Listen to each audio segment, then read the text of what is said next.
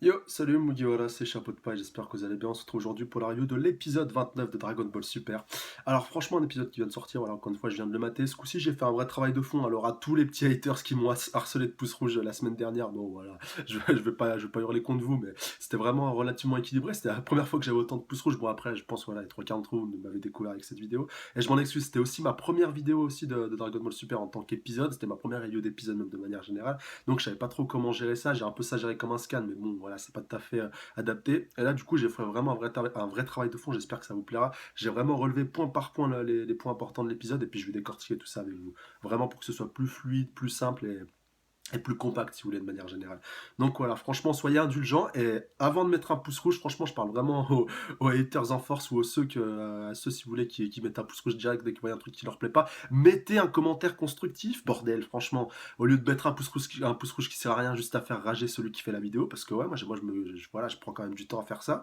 Et j'aimerais quand même voilà, un minimum de critiques constructives. Voilà. Mettez-moi au moins ce que vous n'avez pas plu, ce que vous aimeriez que je fasse qui pourrait améliorer. Vraiment, parce que moi je fais ça pour vous, avant tout que vous puissiez avoir une analyse, si vous voulez, une analyse et une critique complète.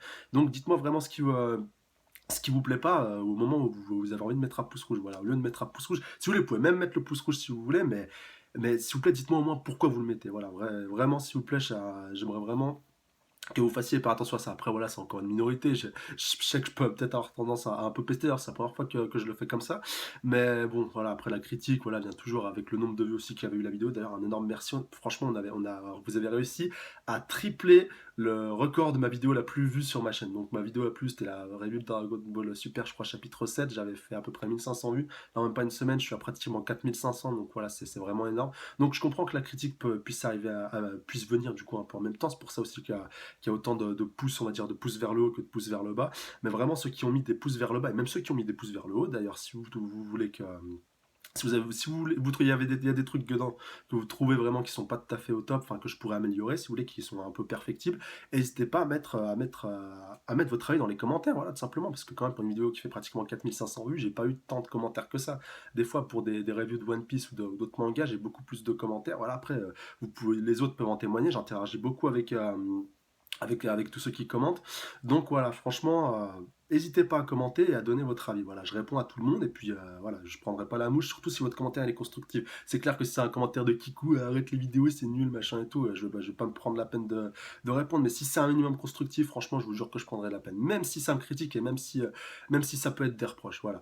Donc, passer cette petite parenthèse, on va directement démarrer cette review. Je pense que j'ai dû perdre la moitié de mon public à ce moment-là, au moment de cette vidéo, au moment de la vidéo. Donc on va voir directement les points importants de ce chapitre. De ce chapitre déjà. J'ai dû reprendre au moins 3 fois la vidéo au début pour dire épisode de l'autre chapitre. Enfin bref, ça, je vous raconte pas trop ma vie. Bref, donc cet épisode, punaise, je vais y arriver, démarre directement avec donc la mise au point des différents préparatifs, si vous voulez, du Budokai, enfin du Tenkaichi Budokai intergalactique. Donc tous les gros points vont être un petit peu mis au point. Donc c'est Champa qui va se charger de l'organisation du tournoi. Donc il a choisi une planète sans nom. Alors j'y reviendrai un peu à la fin parce que j'ai une petite théorie par rapport à ça. Que, si vous voulez, voilà, dans le manga c'est déjà passé depuis un petit moment, mais ça m'avait pas fait tilt. Et là, il y a un élément qui m'a fait tilt directement quand j'ai vu ça dans l'épisode, mais j'y reviendrai un petit peu en fin de review. Ce sera, si vous voulez, ma petite théorie de l'épisode. Donc Champa, donc il choisit une planète un petit peu désertée, enfin un petit peu désolée, où il y a même pas d'atmosphère, je crois, précise Vados, voilà, qui a vraiment tout à faire sur cette planète. Elle dispose aussi d'un soleil, donc qui pourrait un peu l'éclairer, et puis qui pourrait donc euh, qui pourrait donc aider un petit peu les Saiyans. Enfin ouais, je sais pas pourquoi je dis le soleil, c'est plus la lune du coup qui peut interagir avec les Saiyans. Bon voilà, c'est peut-être un peu le complexe de Superman qui m'a fait un peu penser à ça, vu que vous savez, enfin au cas où vous le saurez pas, Superman a sa puissance décuplée grâce à la puissance du soleil, mais alors que les Saiyans c'est plus avec la lune. Mais bon, ça n'a pas vraiment d'importance. Après, pourquoi pas, qui sait, peut-être qu'un combattant qui pourra bénéficier de la puissance énergétique du soleil va peut-être faire son apparition, qui sait, mystère. Et donc, par rapport aux autres points importants, si vous voulez, qui vont être mis en place par rapport à la préparation de ce Tenkaichi Budokai intergalactique, donc les règles principales. Donc c'est Goku qui soumet directement l'idée directement à Champa. En fait, Champa, dès le moment en fait, il s'est fait investir de la préparation du tournoi, Goku lui a sauté dessus et lui dit pourquoi ne pas faire un Tenkaichi Budokai classique avec les règles voilà, telles qu'on les connaît, c'est-à-dire pas de Kuba, non, plutôt pas de Kuba, mais pas de, genre comme Végétal précise après, pas de drogue, pas d'anabolisant, pas d'armes non plus, je crois, non, ouais, pas d'armes si je dis pas de bêtises. Enfin bref, la règle est toute simple. Tout simplement, ça va se jauger à la force physique, et le premier qui sort de l'arène, en gros, est éliminé. Et Vegeta va venir instaurer une nouvelle règle qui sera tout simplement que une personne, si vous voulez, qui n'a pas un QI suffisamment élevé, ne pourra pas participer au tournoi. Et pour tester un peu ça, il va faire un test écrit. Donc je vous avoue que quand j'ai vu ça, je me suis dit, ouais, un test écrit. Goku, test écrit, Goku qui n'a pas trop été à l'école. Enfin, je sais pas trop si ça va être. Je sais pas trop si ça va pas trop le désavantager. Enfin voilà, le mec, il a pas trop réfléchi, à mon avis, avant de soumettre son idée. Et bon, quoi qu'il en soit, ça va aussi être mis en place, en tout cas, je pense. Et en tout cas, bah, je pense, ouais, c'est à peu près tout pour les préparatifs sous les importants de ce Tenkaichi Budokai. À savoir que juste avant que Champa se barre, en fait, il lui restait encore un petit no donc il avait déjà donné au chapitre précédent à peu près à tout le monde pour le faire goûter. Donc il le balance à Goku, donc il lui dit tiens, il m'en reste un et je te le passe. Et donc Goku qui a donc encore sa tenue, sa combinaison un peu de de Whis, voilà, j'allais dire de la planète de Bios, mais c'est Whis qui lui a donné cette combinaison. Donc il a un peu de mal à se déplacer et tout, et à choper le petit neuf. Et donc en se barrant, Champa va croire, enfin il va se dire, punaise, il dit à Vados, ça va être du gâteau de gagner de gagner ce tournoi. T'as vu l'autre Saiyan, comment il a galéré à récupérer, ce pauvre petit œuf. Enfin, vraiment, ça va être de la tarte. Et juste après, donc après ce fait-là, on voit directement en fait Goku et Vegeta qui retirent leur armure. Donc leur armure, franchement, un fait qui m'a énormément étonné. Enfin, dans le manga, c'était pas encore présent. Vous verrez, je vais beaucoup comparer, mais c'est jamais sans spoiler. Attention, je fais hyper gaffe à ça. On voit l'oncle qui balance leurs deux armures, enfin qui les enlève et qui les balance par terre, enfin leurs armures, plutôt leur tenue d'entraînement. Et leurs armures, elles sont tellement lourdes qu'elles s'enfoncent littéralement dans la terre à je sais pas combien de mètres de profondeur. Ça, franchement, ça m'a tué.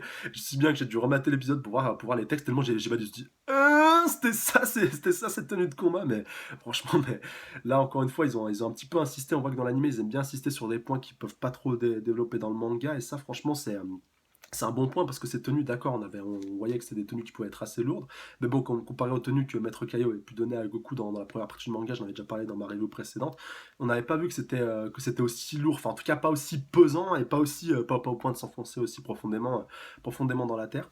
Et après, justement, il y a un fait qui m'a assez surpris, du coup, qui va être un fait assez commun, si vous voulez, qui va assez récurrent, voilà, c'est le terme exact que je cherchais, qui va revenir pas mal de fois dans cet épisode, c'est un Vegeta aux petits oignons pour Beerus. C'est-à-dire juste après qu'ils aient retiré leur combinaison, on voit en fait Beerus et Whis qui dit Eh, dépêchez-vous, sinon on se barre sans vous. Donc visiblement ils vont retourner sur la Terre. Et donc on voit donc Vegeta aux petits oignons Oui, oui patron, en gros on arrive. Et puis on voit directement qu'il commence à s'envoler alors que Goku lui il prend son temps, enfin Osef comme d'habitude. Et là Vegeta vraiment aux petits oignons, vous verrez qu'après le pot il va se faire encore plus exploiter que quand il avait dû cuisiner lors de l'arc de Bios, donc quand il allait lui pêcher le poulpe et tout, là c'était vraiment le summum de l'humiliation pour Vegeta, mais là ça va être enfin pour moi ça va être pratiquement l'équivalent dans ce chapitre-là, parce que vous verrez, il va faire un truc complètement ouf après. Enfin, si vous avez vu l'épisode, vous voyez à peu près de quoi je vais parler, mais franchement quand j'ai vu ça, je me dis quoi. Et donc franchement c'était ce fait-là, donc c'est juste un petit peu après, c'est donc Bios qui va, enfin si vous voulez, bon, grosso modo, je pense que je vais un petit peu devoir reprendre les faits pour arriver un peu à mener à ça. En fait, Vegeta va partir à la recherche des Dragon Ball. Mais pourquoi devoir partir à la recherche des Dragon Ball? Je parle de celle de la Terre. Tout simplement parce qu'en fait, Bulma va essayer de mettre au point un super radar Dragon, un super Dragon Radar, punaise, je vais y arriver, pour trouver, pour trouver les Super Dragon Ball, tout simplement, pour pouvoir trouver, si vous voulez, celle qui se trouve donc dans l'univers 7, pour une fois, je vais pas me gourer. Donc, on va pas en parler de ça, voilà, Champa lui a déjà trouvé une bonne partie des siennes, mais ça, j'y reviendrai un petit peu après. Et donc, en parallèle de ça, donc, oui, c'est Whis, Beerus et puis Goku et Vegeta donc reviennent sur Terre. Donc Bulma qui est totalement catastrophée, qui lui disent mais pourquoi vous avez décidé ça? Pourquoi vous voulez mener un tournoi comme ça? Vraiment, vous êtes complètement fou. Enfin, c'était vraiment pas ce qu'il fallait. Mais bon, la Beerus il fait un petit peu ce qu'il veut. Mais un peu, vous verrez un petit peu ça aussi, un autre fait récurrent. On a à la fois un fait récurrent par rapport à Vegeta qui est un petit peu tout gnognou, un petit peu tout ratatiné, et une Bulma vraiment qui va faire monter les nerfs à Beerus tout le long de cet épisode jusqu'à la fin. Enfin, vraiment, ça va vraiment péter. Jusqu'au point en fait où, enfin vraiment au début, j'y reviendrai un petit peu après pour la fin parce que ça a vraiment son importance. Par rapport à Bulma, donc si vous voulez, qui va vraiment, enfin d'abord Beerus qui va envoyer la première pique en disant, voilà, t'es vraiment intelligente pour une vieille mégère, je crois une vieille ménagère, je crois qu'elle lui dit, et Bulma ça l'a énervé, c'est bien qu'elle lui met une énorme tape sur la truffe. D'ailleurs, oui, souligne que c'est la première humaine qui parvient à mettre un coup à Beerus, à Beerus Sama et puis à Beerus de manière générale. Ce qui va un petit peu énerver Beerus, mais bon, il va lâcher l'affaire, il va lui dire, d'accord, t'as une bonne idée par rapport au Dragon Radar, mais le temps que ce Dragon Radar soit mis au point, Vegeta va proposer en fait l'idée, donc voilà, je reviens un peu à ce que je disais, donc d'aller chercher les Dragon Ball de la Terre pour pouvoir tout simplement demander à Shenron de trouver l'emplacement, si vous voulez, de ces super Dragon Ball. Chose que Vegeta va s'acquitter et Vegeta va accomplir le record. Alors attention les puristes, je vous attends dans les commentaires, dites-moi si ça a déjà été, on a déjà eu un record plus rapide. Vegeta a réussi à récupérer les 7 Dragon Ball de la Terre en un seul épisode et en une seule journée de surcroît, parce qu'en un seul épisode, ça avait déjà été le cas ah mince, de Sorbet, voilà, le sbire de Freezer. On avait vu voilà, qu'il avait récupéré tout le Dragon Ball en un seul épisode, mais bon, je pense qu'il avait dû mettre un peu plus de temps, un peu plus d'une journée, je pense, pour toutes les récupérer. Alors que là, vraiment, Vegeta, on voit qu'il va se taper qu'il se tape tout le tour de la Terre pour récupérer les 7 d'un coup. Donc, ils vont faire apparaître Shenron. Donc, le pauvre Shenron qui va encore une fois se retrouver de catastrophe. Oh, Beerus, ça va, encore vous êtes encore sur la Terre. Punaise, qu'est-ce que vous faites là et tout. Enfin, voilà, vraiment, Shenron, toujours autant flippé quand il a affaire à Beerus. Donc Beerus qui lui dit alors, Shenron, dis-moi où se trouvent donc les Super Dragon Ball.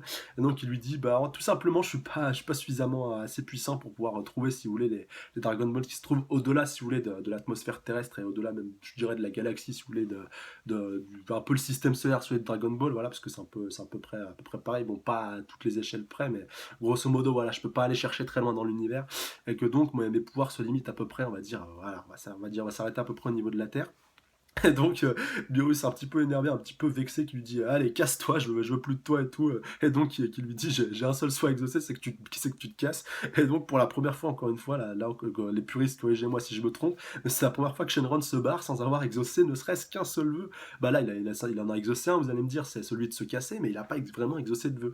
Si bien que Goku, après, un peu dégoûté, lui dit ah mince, j'avais oublié de demander à ressusciter Maître Kaio. Et ça, vraiment, ce passage, il m'a tué parce que Maître Kaio, franchement, même dans l'arc de Freezer, je crois même pas qu'il était présent. On l'a lâché depuis Battle of God, depuis l'arc de Battle of Gods. Et là, franchement, le fait de le voir revenir, on l'a revu un tout petit caméo de même pas même pas une ou deux secondes. Et franchement, j'ai trouvé ça sympa, le clin d'œil de la part, si vous voulez, de ceux qui avaient réalisé cet épisode. Vraiment super sympa de leur part et très hilarant. En parallèle de ça, on va retourner donc du côté de Champa qui est un petit peu en train, donc, si vous voulez, de piffonner son Tenkaichi Budokai intergalactique, n'est-ce pas? Donc il est en train de se déplacer avec Vados. Alors un autre fait qui m'a surpris, Champa qui est un petit peu un petit peu somnolent, si vous voulez, il a un peu tendance à s'endormir, si vous voulez, quand Vados le transporte. Voilà, un peu comme comme Whis le fait avec Beerus. Donc voilà, Whis, si vous voulez, se déplace à une vitesse vraiment supersonique, et puis c'est un peu le moyen de transport de Beerus. Et là, Champa, même pour une distance qui ne devait pas être très énorme non plus, on voit qu'il s'est endormi, on s'est endormi le peu du temps de trajet entre la planète de Beerus et puis donc la planète du tournoi, donc la planète sans nom. Donc on voit qu'il se réveille un petit peu après avec Vados. Donc Vados qui a le pouvoir aussi très, très intéressant, qui a le pouvoir aussi, si vous voulez, de pouvoir créer un peu tout du néant avec son sceptre, un peu comme Whis. Enfin, elle a le même sceptre que Whis, je pense que Whis a la même capacité, de pouvoir créer vraiment de la matière et quelque chose de concret à partir du néant et pratiquement tout ce qui désire. Donc si bien voilà, on voit un petit peu comme un architecte, je veux le ring à de telle mesure, de tel diamètre, de telle circonférence et tout. Je veux que tu mettes des stands de glace et tout. Je veux que tu mettes un portrait de Beerus, un portrait de moi, vraiment tout aux petits oignons. Donc on voit après aussi qu'elle va créer une sorte d'atmosphère, enfin oui d'atmosphère, il y a une sorte de petite bulle aussi, enfin avant de mettre l'atmosphère, ça j'y reviendrai un peu après, une sorte de petite bulle pour si vous voulez que les attaques, vraiment que les attaques et les explosions qui vont se produire pendant le tournoi ne vont pas perturber, si vous voulez, l'écosystème de l'atmosphère qui se trouve au-dessous, enfin de l'univers, si vous voulez, qui se trouve un petit peu autour, qu'il n'y ait pas une attaque qui aille péter une planète aux alentours. Et si bien en fait que Champai c'est un petit peu des mêmes boules d'énergie, je crois que celle de Beerus qui permettent de détruire une planète à leur contact en fait, enfin une planète ou une moitié de planète comme on a déjà eu avec Beerus, enfin vraiment selon comment il l'utilise. Donc Champa il en crée trois d'un seul coup, il les envoie sur la bulle et la bulle ne bouge pas d'un copec, franchement ça m'a vraiment étonné et ça prouve encore une fois que donc les maîtres de dieux de la destruction sont vraiment sont vraiment encore un level au-dessus vraiment des dieux de la destruction, ce qui est vraiment assez intéressant. Et un autre fait vraiment qui m'a surpris, c'est pour moi vraiment le point crucial vraiment de cet épisode-là, c'est Champa en fait qui au moment en fait où Vados remet l'atmosphère dans la bulle, il dit ah enfin de l'oxygène. C'est-à-dire en fait que Beerus comme Champa peuvent tous les deux survivre dans l'univers, un peu comme Freezer ou autre. Voilà, d'ailleurs on l'avait vu dans la fin de l'arc de Freezer que oui, et puis Beerus n'était pas sensible, si vous voulez, à la disparition de l'atmosphère, à la disparition de l'oxygène. Enfin voilà, après ils ont d'autres pouvoirs un peu complètement pétés, mais c'est vraiment ce point-là qui m'intéresse. Et donc ils peuvent survivre, mais que visiblement Champa a l'air de préférer quand même la présence d'oxygène, si bien qu'il va mentionner une nouvelle planète, donc on connaît pas, donc je vais même aller la rechercher sur Google au début, il m'a rien trouvé, donc une planète qui s'appelle Zibblepie, et donc par rapport à ça j'ai une petite théorie, alors vous me laissez vos avis dans les commentaires par rapport à ça, soit c'est la planète natale de tous les dieux de la destruction, et donc où l'oxygène est présent, et donc qui serait un petit peu propice si vous voulez aux dieux de la destruction, même s'ils en ont pas fondamentalement besoin, soit c'est une planète qui se trouve dans son univers, et donc où le taux d'oxygène est vraiment extrêmement puissant, enfin elle doit avoir encore pire que la Terre si vous voulez, avant que toute la pollution n'apparaisse, vraiment un taux d'oxygène extrêmement élevé, et donc où n'importe quelle personne, enfin n'importe quel être humain, et puis donc un dieu de la destruction peut s'épanouir complètement et peut se targuer de respirer de l'air pur vraiment à 100%. Donc dites-moi dans les commentaires ce que vous pensez par rapport à tout ça.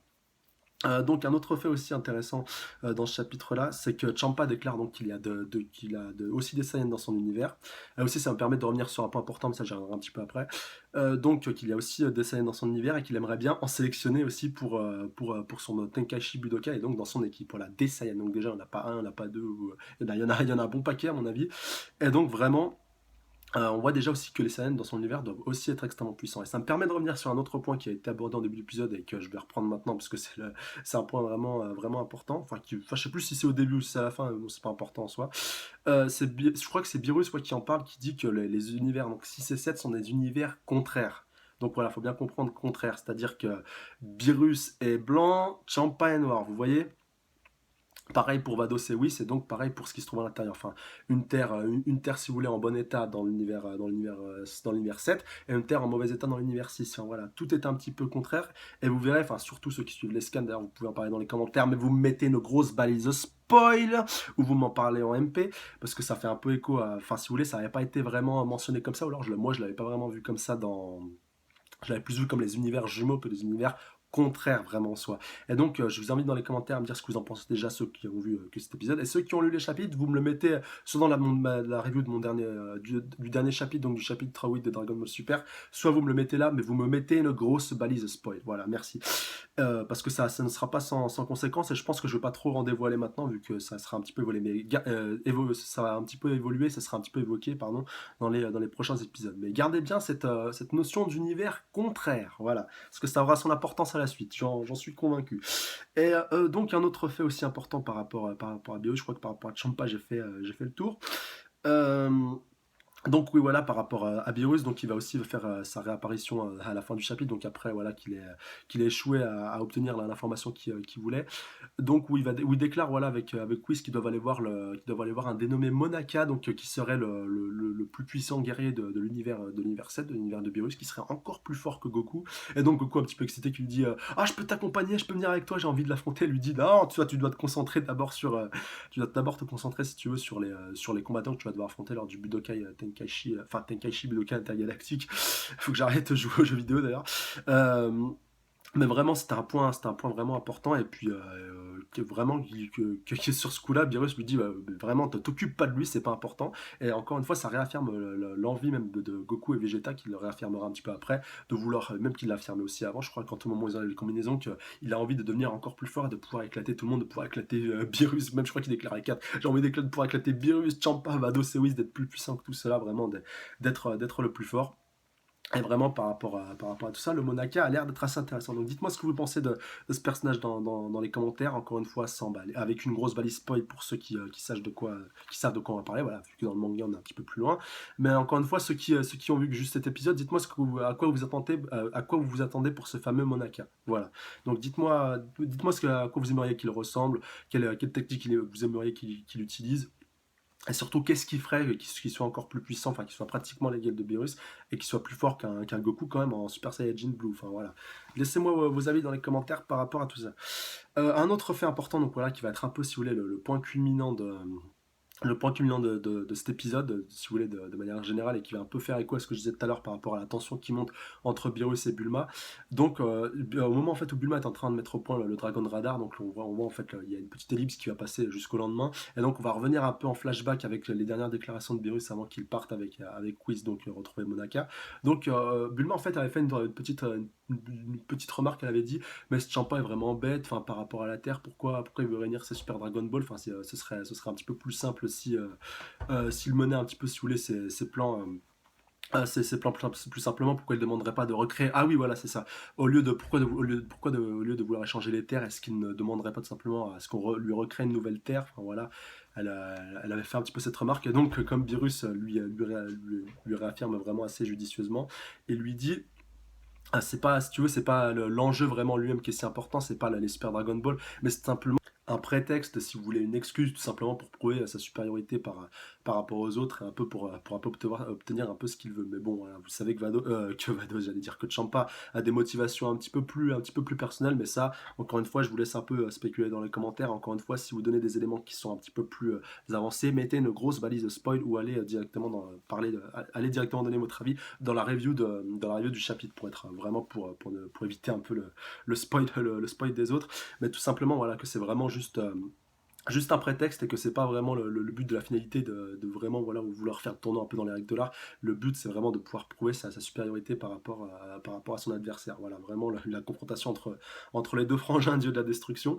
Et un dernier point aussi important par rapport à tout ça, c'est que Beerus va laisser à Goku donc le choix des deux derniers combattants de sa team. Donc voilà, les trois premiers c'est Monaka, Goku et puis donc Vegeta qui va lui aussi prendre part à ce tournoi. Et donc il laisse la possibilité à Goku de pouvoir choisir tout simplement les deux derniers combattants si tant bien est qui je pense que je pense que il doit se douter que Monaka doit être suffisamment puissant pour limite pour pouvoir éclater toute la team de Goku et que sa simple présence devrait suffire pour pouvoir lui assurer sa victoire. Enfin, je pense voilà, il doit aussi un petit peu reconnaître la puissance de Goku et Vegeta maintenant qu'ils ont atteint le statut de God, le statut de Dieu de Super Saiyajin Blue, et que le fait d'avoir trois personnes qui ont atteint le ki des dieux, parce que je pense que Monaka aussi du coup doit avoir atteint le ki des dieux s'il est plus puissant que Goku.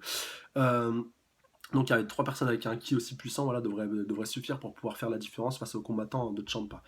Et donc un dernier fait important par rapport à Beerus qui déclare donc avant de partir et qui va un petit peu énerver Bulma, c'est qu'il tout simplement je crois que c'est Goku qui lui dit quel serait ton souhait si tu gagnais ce tournoi avec le Super Dragon Ball, et lui dit ce serait tout simplement la destruction de l'univers. Et donc voilà, ça peut être un petit peu logique vu que je pense que je sais pas si ça a été reconfirmé, les puristes me corrigeront dans les commentaires, enfin m'affirmeront ou me détruiront que sur le fait que Beerus et oui, donc ils peuvent survivre dans l'univers si vous voulez, s'il n'y a plus d'atmosphère, s'il n'y a plus de matière, qu'ils peuvent survivre dans le vide, un peu comme Freezer pouvait le faire à son époque lors de sa saga.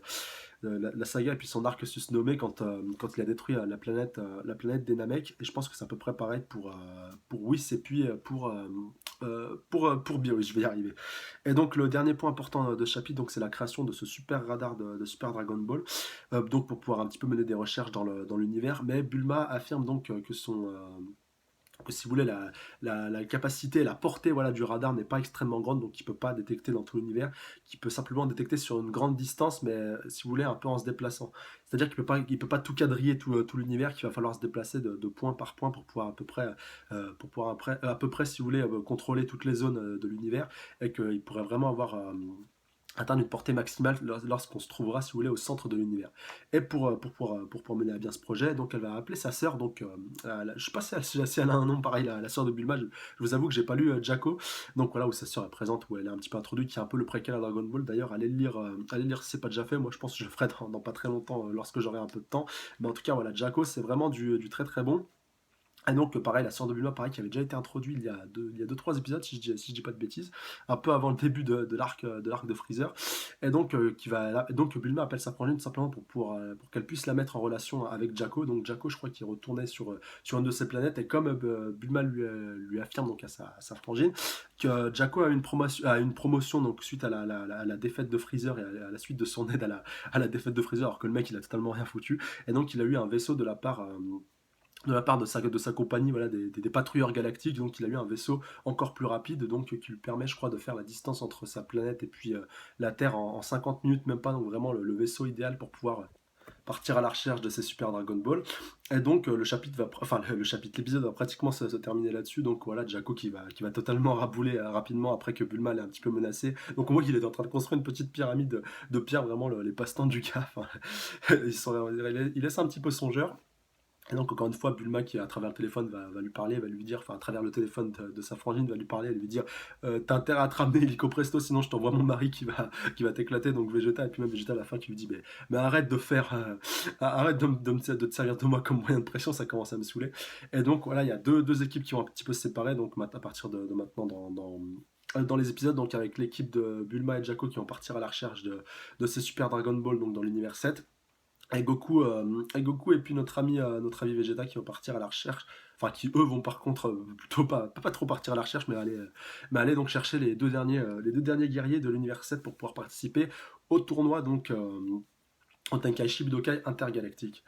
Et donc l'épisode se termine là-dessus, donc voilà par rapport au prochain épisode je vais un peu de vous l'annoncer. Et donc ça annonce vraiment le choix des prochains combattants. Et donc on a vu Gohan dans la bande-annonce du prochain épisode. Donc je croise les doigts pour qu'il soit sélectionné pour ce prochain tournoi. Vraiment, j'espère vraiment qu'il y prendra part. Il le mérite et puis il a le potentiel pour pouvoir le faire. Mais il y a un seul fait par contre qui m'a un petit peu surpris, c'est que Goku et Vegeta ne vont pas s'entraîner visiblement pendant ces 5 jours. Enfin voilà, il y a déjà une journée, je pense, qui a dû passer un petit peu vite fait avec la recherche de avec la recherche des Dragon Ball de la Terre, du coup, avec Vegeta et puis la mise au point des points importants du tournoi. Et là, de voir qu'ils vont pas partir s'entraîner, enfin, qu'ils vont juste passer du temps à aller chercher, peut-être un petit peu à peaufiner un peu les combattants qu'ils vont sélectionner, ou peut-être à les préparer si Gohan a peut-être besoin d'un autre entraînement, qui sait. Mais là, franchement, si les deux ne vont pas se rentraîner, qu'ils restent à ce stade de Super Saiyajin Blue, qu'ils ne franchissent pas un nouveau palier, franchement, ça sera assez inquiétant. Donc, encore une fois, laissez-moi vous allez dans les commentaires par rapport à tout ça. Et le dernier point important qui est un petit peu ma théorie, si vous voulez, par rapport à un point important je vais arrêter avec ce chapitre de cet épisode, c'est tout simplement le lieu qu'a choisi Champa pour pouvoir mener au point ce Tenkaichi Budokai intergalactique. Donc on sait que c'est une planète sans nom, une planète sans vie, sans atmosphère. Voilà, tout simplement pour moi, c'est la Terre de l'univers de Champa qui a été dévastée. On voit en plus qu'elle a un soleil, donc voilà, ça m'a vraiment fait tilt. Et un autre point important, c'est qu'on sait que cette planète-là, elle est à la frontière entre les deux univers, mais que la Terre de l'univers 7 est elle aussi à l'extrême limite. Donc voilà, je pense aussi à la frontière, du coup, même si ça a pas été mentionné volontairement, mais elle dit, enfin voilà, c'est déclaré quand on parle du Super Dragon Radar, que la Terre donc se trouve à l'extrémité de l'univers 7 et que donc il ne peut pas quadriller, si vous voulez, tout l'univers. Et donc c'est ça qui m'a amené à penser, si vous voulez, que les deux terres seraient vraiment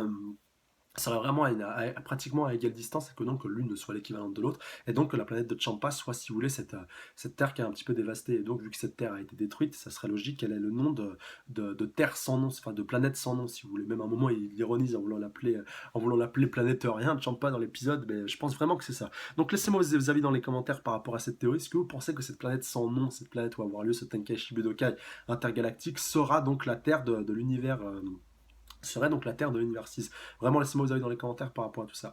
Donc, sur ce, laissez-moi aussi vos avis par rapport à cette review, par rapport à ce nouveau format. Bon, il a peut-être pas des masses évolué maintenant que je me rends compte après coup du format classique, mais bon, j'essaie quand même de rentrer un peu plus dans les détails sur les points importants, encore une fois sans spoiler par rapport aux événements futurs. Donc, vraiment, soyez indulgents par rapport à ça. Dites-moi encore, s'il vous plaît, je vous encourage vraiment à me dire ce que je pourrais encore améliorer. Bon, je précise quand même que je peux pas mettre d'extrait d'épisode pour des raisons évidentes de droit d'auteur, bien entendu. Et donc voilà, vraiment, dites-moi ce que je pourrais améliorer. Est-ce que si cette review vous a plu déjà plus que la précédente, enfin j'ose l'espérer, vraiment j'ai pris beaucoup plus de temps déjà à la préparer, alors, notamment en la préparant point par point, donc vraiment laissez-moi vous avis dans les commentaires par rapport à tout ça. Donc comme d'hab, n'hésitez pas à mettre un petit pouce en l'air s'il vous plaît, vraiment, hein, défoncer sa race au pouce bleu et puis au pouce en l'air.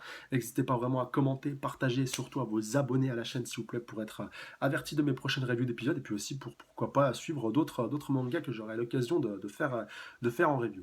Voilà, donc sur ce, je vous laisse passer une excellente semaine du coup. Prenez soin de vous, salut à tous, sayonara.